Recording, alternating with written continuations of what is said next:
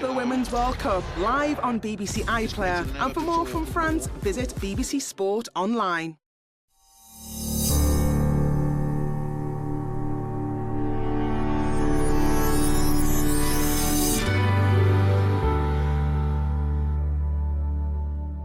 Good evening and welcome to BBC 4. We begin with national and international news.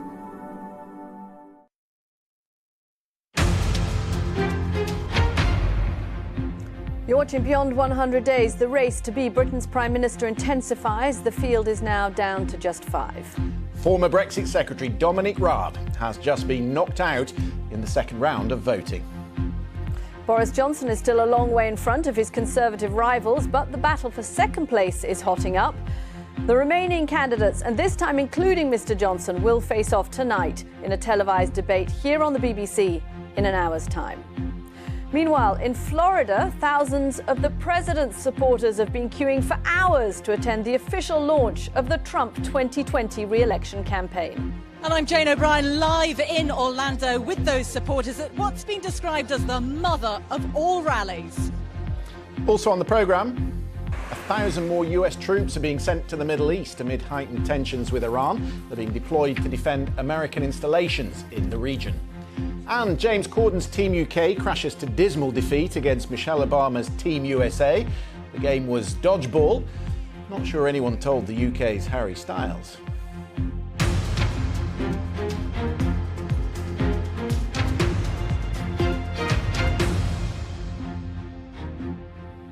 Hello, I'm Katty Kay in Washington. Christian Fraser is in London. The race for second place in the Conservative leadership contest is tightening. Rory Stewart was the biggest mover tonight with 14 additional votes. That means Dominic Raab in last place is eliminated and will not take place in tonight's BBC televised debate. Boris Johnson, the frontrunner, appears to have an unassailable lead. But remember, this is only part one. The two leading candidates will go through to the vote of the Conservative membership on Thursday, so the runners-up spot is all to play for. So let's show you then the final tally from that second round of the parliamentary vote just an hour ago. All the candidates secured the support of the required 33 MPs, apart from Dominic Raab, meaning that he was eliminated. Boris Johnson stretched his lead by 12 to 126 votes. That's almost 3 times as many votes as Jeremy Hunt in second place with 46.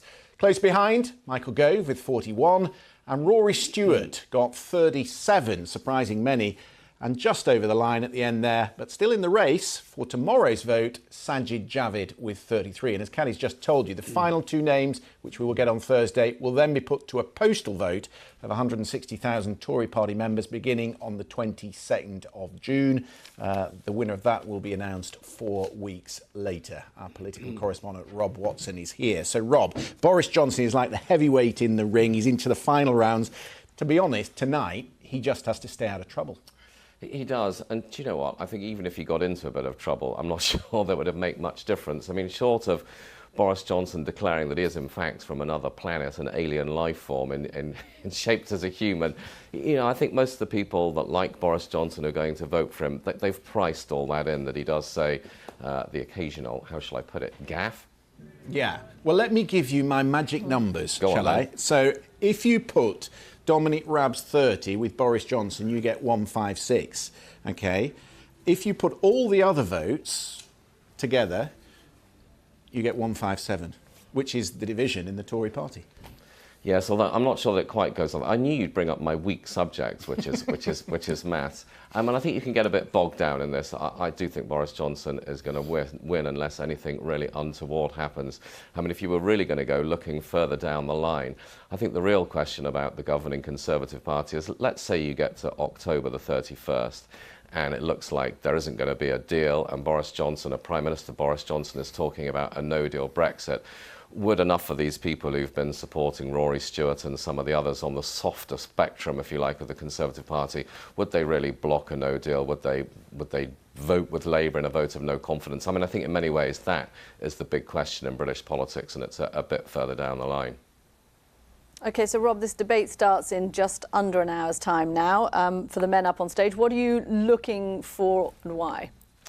What am I looking for? Well, I guess a bit like everybody else in the country and everyone watching around the world, it'll be wondering how do they answer the question, where would you succeed with Brexit, where Theresa May has failed? And all of the candidates, apart from Rory Stewart, are promising to do two things. One is to somehow miraculously negotiate a better deal than Theresa May, although none of them have said how, so we'll be looking out for that, Katty. They've also said, look, if there can't be a deal, then faced with a choice of no deal or no Brexit, they would go for no deal. But they haven't explained how you would get round the opposition from Parliament, or indeed what they would do about the economic hit to the country, forecast indeed by their own government. And Rory Stewart sort of stands out by saying, actually, none of that is realistic. There has to be a deal. But he hasn't said how he would get a deal through Parliament, which has already rejected it 3 times.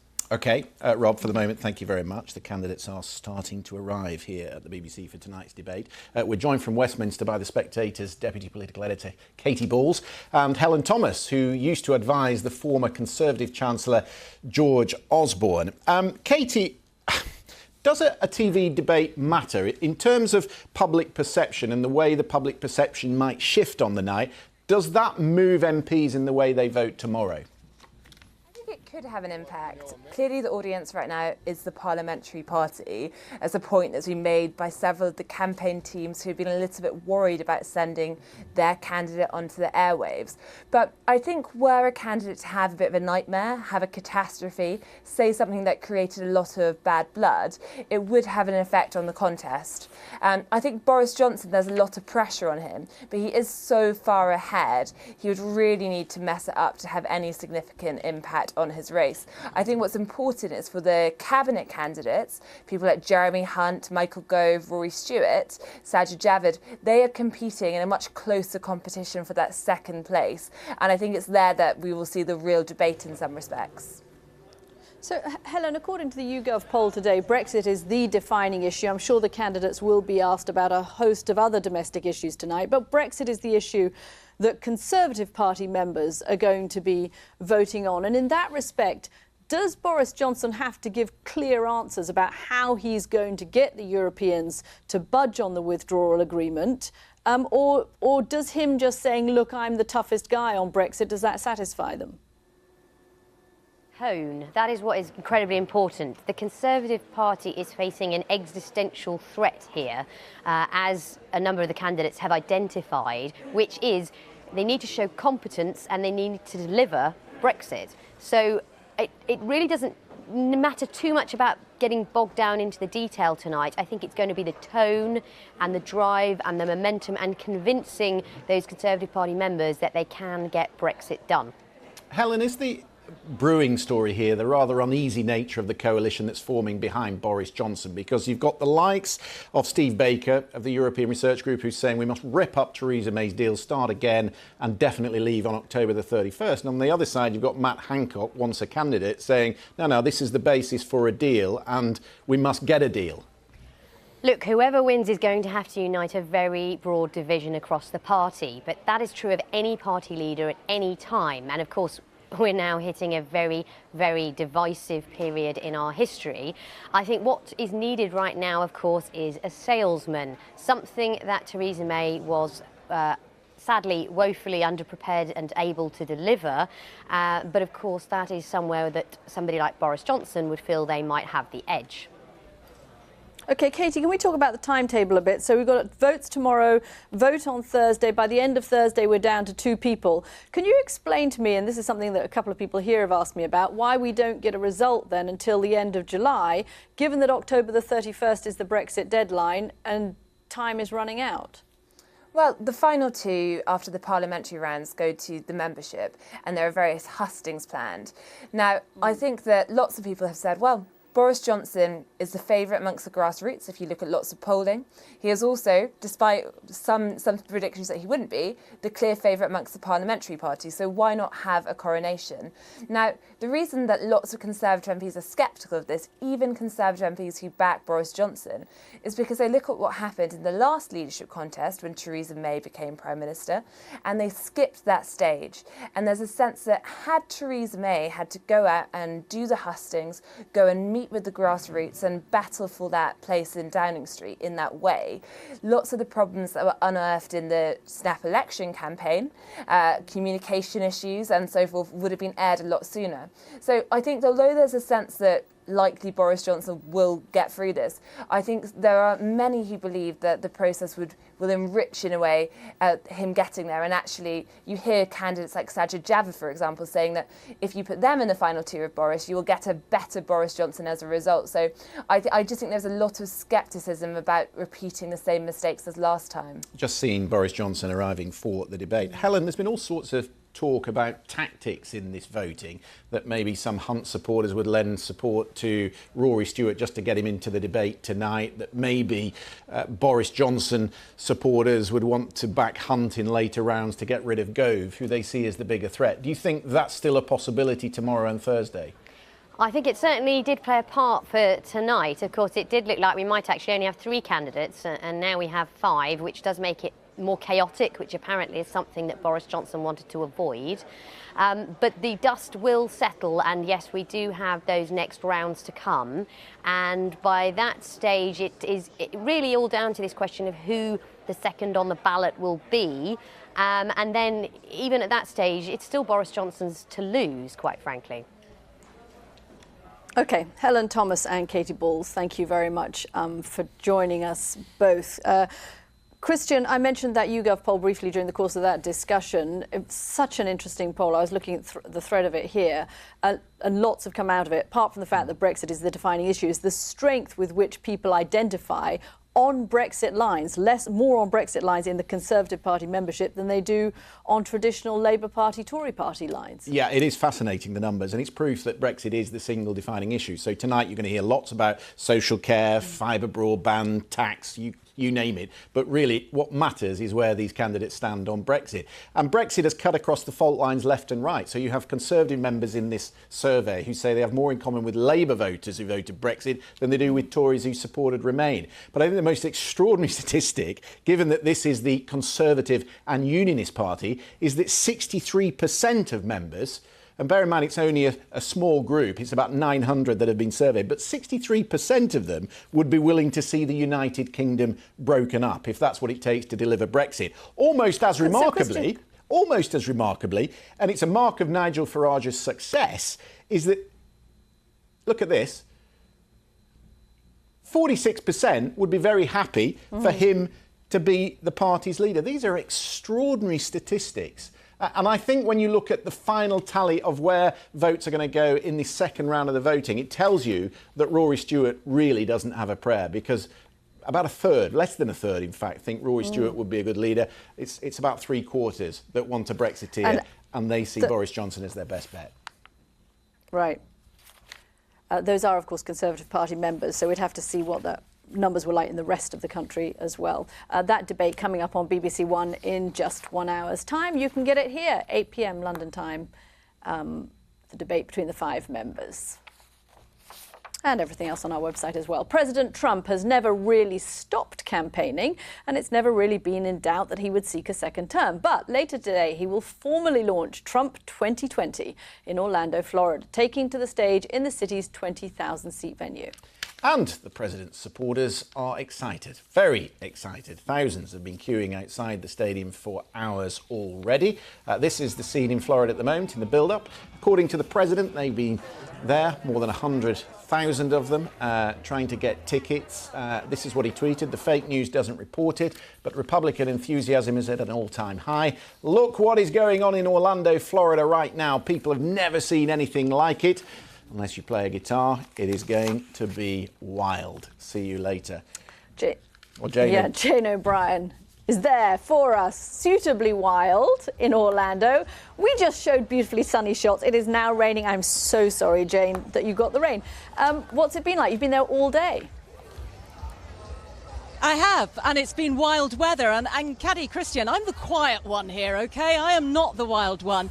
They have just announced that the line is moving, and all these people who've been queuing up here for the last several hours, some of them overnight from all over the country, as you can see, are now en masse heading into the arena behind me, and it is quite a crowd. The atmosphere here has been like a rock concert. We've had the Guzzlers, let me tell you, they are Houston's premier party band, holding forth for several hours, non-stop all morning, really getting the kind of the vibe and the atmosphere going. And people here have loved it. It's a party. No one's talking about politics at the moment. They're talking about the weather and how much fun it is being here.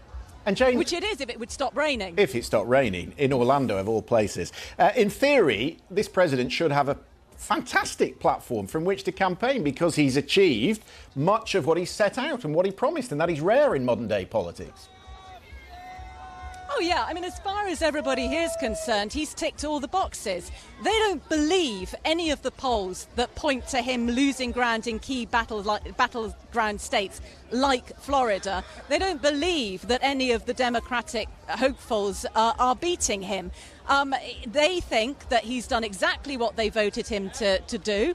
He's tackled immigration, he's taken on China, he's taken on Iran. He's got a strong economy behind him, and that's why everybody here is going to be voting for him in 2020.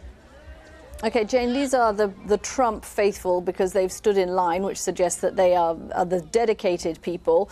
Are there any concerns that they have about the president? He hasn't built the wall, for example, that they were promised in the 2016 election. Have you heard any disquiet about any of the president's policies or none at all? Katty, as you said, these are hardcore supporters. They see anything that he's failed to do as a measure of the obstruction that he's encountered in Congress by Democrats within his own party. It's the bottom line, it's not his fault. And they feel that he's trying.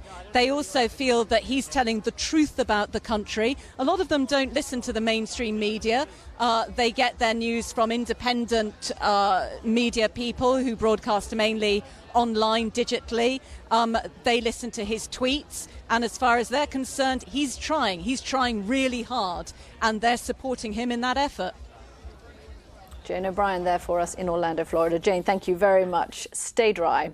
I'm joined here in the studio, dry studio, by Mika Mosbacher, member of the Trump 2020 Advisory Board. Mika, thanks very much for coming in. Those polls, let's just start with them because, as Jane was saying, the president should be in a very good position. The economy's doing well, the market's doing well, unemployment is down, wages are up. And yet we've had three polls, the president's internal polls, Fox News polls, a new Quinnipiac poll that's just come out in the last couple of hours showing the president behind all of the potential Democratic candidates in the key states that matter. Is there a problem? Are you worried? Not at all. And as you can see from that crowd, as we say in Texas, they're fired up. I don't look at polling, I look at money. That's really the mother's milk of politics. And the fact that we've been up and running since right after the inauguration, which is unprecedented. Trump Victory, which is the campaign fund, has raised $40 million. The RNC has raised a record $62 million in this last quarter, which allows us to have armies and individuals who are field personnel trained in these 17 battleground states. And our polling is showing that while the margins are thin, they were always thin. Remember, Trump prevailed in Michigan, Pennsylvania, and Wisconsin. And two of those states have not been won since President Bush in '81. And also, President Trump was down in the polls. Remember, he was only up in one of 15 polls during 2015 and had been written off as a candidate. He lost the popular vote, and he only won in a couple of those states by less than 20,000 votes. You're talking as if this is a done deal, as if you're confident that this is going to be a walk in the park for the president. No, it's going to be a battle, absolutely, which is why the RNC is training over 4,000 people in the next month alone to have boots on the ground in these key states. And Florida has always been an issue. President Trump won by 1.2% against Hillary Clinton. And we had that recount in 2000 with President Bush. So that's his home state. That's why he is kicking off his campaign today in Florida. But additionally, it is very important to get out the vote. And that's why he needs to keep the base invigorated, like this mega rally today, keep them engaged so that they're not lulled into a false sense of security. So that's very important, too. Additionally, he has a record to run on, and the Democrats don't. Their only message has been obstruction or investigate or impeach, which I think will be a political disaster. Mika, I was struck by a line from our very own John Sopel this morning that I was listening to, that in 2016 Donald Trump ran as the insurgent. Now he is the incumbent. Yes. But really, he wants to run as the insurgent. And when you look at his tweets over the last week or so, he's again trying to cast himself as the underdog, the man versus the liberal swamp. Is that how he's going to run it? Yes, he's an unorthodox candidate. He has been from the get-go. And he has departed from traditions, especially, you know, when he endorsed moving the embassy to Jerusalem, for example. He endorsed the occupation of the Golan Heights by Israel. He has proven that America will stand alone and do what's in its best interest. And he's pushed back against the swampiness in Washington, the bureaucracy, by eliminating job-killing regulations. He's going to continue to be unpredictable, and unlike the Democrats who have to corral their progressive left wing of the party, I feel that most Republicans are going to stand behind this president. Okay, Mika Mosbacher, thank you very much for coming in. Mika from the 2020 re-election campaign of Donald Trump. Clearly a lot of very excited people down there, but these polls are causing some concern in the White House, and it's not just his own internal polling, the fact that it's a Fox News poll as well, in which he's behind these candidates. One thing we do know is that it's going to be a really, really nasty campaign, and that there's going to be a lot of attacks from both sides. We thought 2016 was a vicious campaign. I think you're going to see all gloves off in this particular race. And the question is, are the Democrats prepared for running against such an unconventional candidate as Donald Trump? Do you want some more magic maths? Go on. So I looked at how far we are from November 3rd, 2020, voting day. We're exactly 72 weeks away. I mean, in European terms, that is an age away. Why is he launching his campaign? You could have had a couple of elections by then. Exactly. Why is he launching 72 weeks from voting day?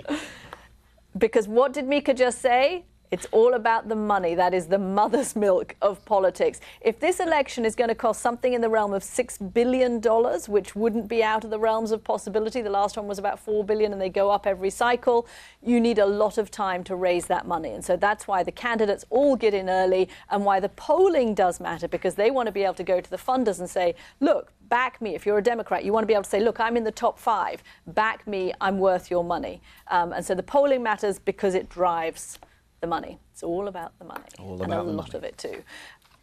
Let's go back to the Conservative leadership contest, which is a lot shorter and a lot cheaper. And Britain's former Foreign Secretary Boris Johnson has again topped the latest vote to replace Theresa May as Prime Minister. He now has the backing of 126 Conservative members of Parliament. His closest rival is the current Foreign Secretary, Jeremy Hunt, who got 46 tonight. 3 other contenders, Michael Gove, Sajid Javid and Rory Stewart, have made the cut. The 5 men still in the race will appear in a televised debate in the BBC in the next hour, and they're all arriving for that debate. Well, let's go to Westminster to speak to our MP, Mark Garnier, who is supporting Jeremy Hunt. Mark, good to have you with us. A lot of attention in the morning papers today about the damage that Rory Stewart is doing to the campaigns of the others. He's already knocked out Matt Hancock, who was outdoing him on the anti-no deal stuff. Is he doing damage to your candidate? I don't think so. But what I would say, though, before going on, is that actually I think Rory is invigorating the campaign. I don't think he's doing damage. I think he's bringing a lot of life to it. Rory is somebody I like and I know. I don't think he's the best person to be the Prime Minister, but I think what he brings to the debate is invigorating. But look, when it comes to what happens with Jeremy's votes over the next on the coming couple of days, it'll be interesting to see. Obviously the key thing is that we need to keep him ahead of the pack to come second. And when other candidates drop out, it'll be interesting to see where they go to. So you would kind of expect that Rory's vote might come to Jeremy. You would also, I think, expect that Sajid's vote would probably come to Jeremy as well. So I think that will help keep Jeremy ahead of the field. And obviously the key thing is what we really want to do is get him into the final 2 so we can have a really exciting debate amongst our members. I mean, Mr. Garnier, I get the point that nobody wants a coronation, but Boris Johnson is so far ahead that he is pretty much unassailable, isn't he? Well, you say that. I mean, we've still got to go out to our membership. And I think one of the really important points about this... But the membership knows who Boris Johnson is. They know his record. They know what they like and they don't like about him. The membership love Boris. I mean, look, there's no doubt about it. I mean, he came to my constituency not so very long ago and people really enjoy his company. But when they enjoy being with Boris, who is a very, very fun person to be with, they see a member of Parliament who is fun to be with. Actually, now we're looking at who is going to be the Prime Minister of this country. And I think... I couldn't find Siri on music. My apologies, it's so. But what they are... Is that another endorsement? It is. I'm sorry, I've been heckled by Siri, which is sort of slightly... Oh, right. I have to tell Siri that time... Mr. Garnier, I hate to do this. Siri is right. We are right at the end of the programme. So she jumped in just at time. We will get you and your Siri back again, however. Thank you very much for joining us. Thank you. Sorry about that. So, before we go, just who is better at sport, the Americans or the Brits? The host of The Late Late Show, James Corden, threw down the gauntlet to former First Lady Michelle Obama, and the pair have now settled it in a game of, yes, celebrity dodgeball. Yes, and I can tell you that Michelle Obama is a very, very good shot, as Harry Styles found to his cost. Harry Styles gone solo all over again. Obama winds up and boom, right in the 1D. And that's the shot heard around the world. The revolution begins with Team USA taking game one. And at the end of the Conservative debate tonight, that is how we're going to decide it, with dodgeball. This is beyond 100 days from the BBC.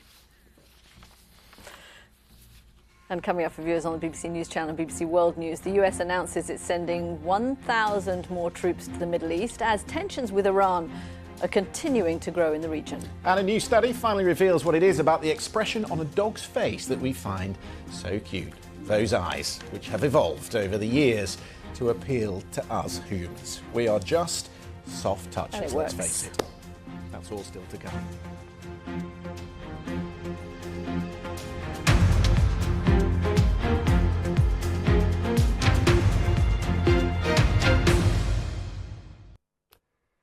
Hello, there are some drier days in this forecast. Wednesday isn't looking like one of them, though, particularly into England and Wales.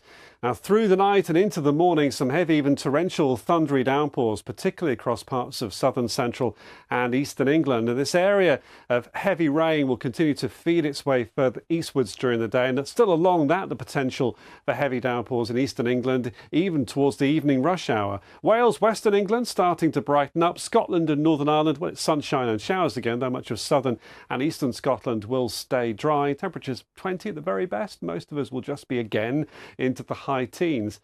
On through Wednesday evening, we'll see the last of those downpours moving away from eastern England. The showers, maybe one or two pushing towards parts of northwest England and North Wales. And this is the picture as we go through the night and into Friday morning. So again, some showers working in from the northwest, clearer skies towards the south and east. The big picture for Thursday, low pressure still close to northern Scotland, disturbances around that bringing some showers in at times, especially to the north and west of Scotland into Northern Ireland. There'll be a few showers in England and Wales on Thursday, but actually many places will be dry. There'll be sunny spells around. So westerly breeze, so it's going to feel less humid than it will do certainly during Wednesday across parts of eastern and southeast England, for example. Your temperatures still in the teens, but then for Friday and Saturday, looks like high pressure. Not much warmer, but drier. A nation divided. 50 days which saw a political revolution. A parliament in chaos. Plots, populism, and of course, politics. This was organised violence. The turning points of British history. Britain's biggest decision. Pym and Charles I, you had a rock coming up against a hard place. The original constitutional crisis. Charismatic, powerful figures. And nobody has seen anything like this. Whose side will you be on? Charles I, Downfall of a King, coming soon on BBC 4. The race to become our next Prime Minister is on, with the Conservative Party voting on their new leader in the coming weeks. Join me, Emily Maitlis, for a BBC debate as I challenge the candidates as they answer your questions. Our next Prime Minister, tonight, 8 p.m. on BBC One.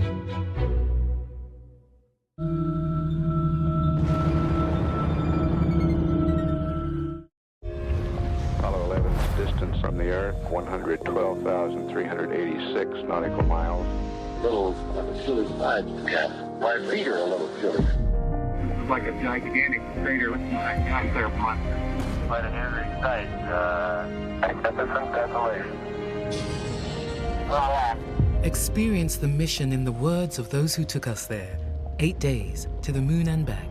Coming soon to BBC Two and BBC iPlayer. And 100% reason to remember the name. These are the stories of amazing inventions. From surprising creations to future concepts, a history of groundbreaking cars, robots, rockets, and planes. Innovative revolutions that define our age. From the telescope to the smartphone, Jim Al-Khalili explores these icons. It takes more than one mind to change the world. Revolutions, coming soon to BBC 4.